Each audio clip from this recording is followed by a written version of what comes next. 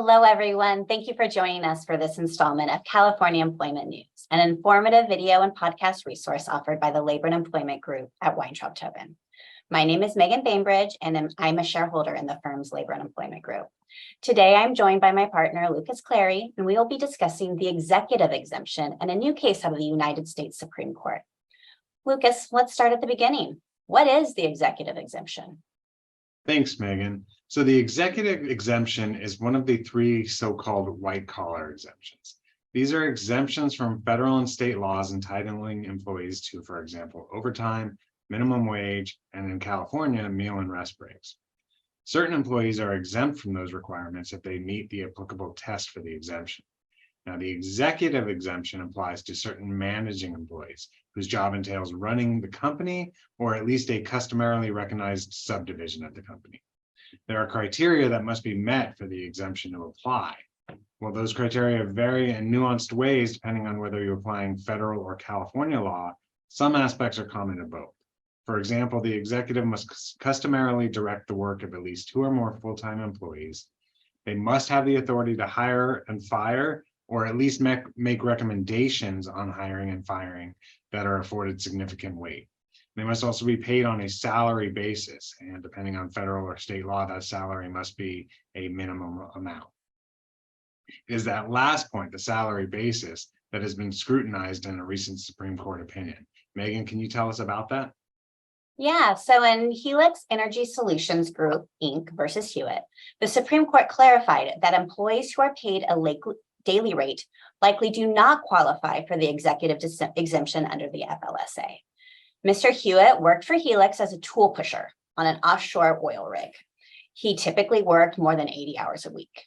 For this work, he earned over $200,000 a year, but he was paid a set daily rate with no overtime compensation. Mr. Hewitt argued that because the daily rate did not offer him a minimum guaranteed weekly pay, rather he was paid just for the days he worked, the salary basis test could not be met. The majority of the court agreed with him that the daily rate employee does not meet the salary basis test found in the language of the FLSA, where there's no weekly minimum guaranteed pay. So Lucas, what does this mean for employers? Yes, so for starters, it means that employers must pay management employees at least a weekly set salary if they're going to be classified as exempt. A daily rate will not work. Now, that salary also has to be above a certain minimum, as I mentioned earlier. And this is one area where California and federal law differ. So in California, that minimum salary must be equivalent to double the minimum wage earned by a full-time employee, which is someone who works 40 hours per week.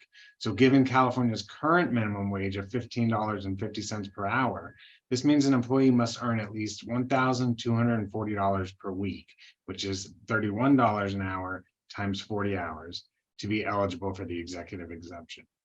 Another key distinction between California and federal law on this topic is that California utilizes a quantitative rather than qualitative analysis. In other words, whereas the FLSA, federal law test, asks whether the employee's primary duty is to manage the enterprise or recognized subdivision, California law asks whether the employee is doing so, managing, at least 50% of the time.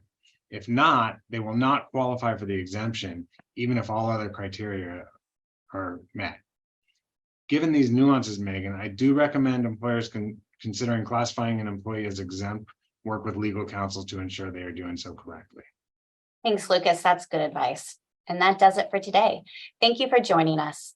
On the next episode, we're going to continue with our series on exemptions and focus on the administrative and professional exemptions.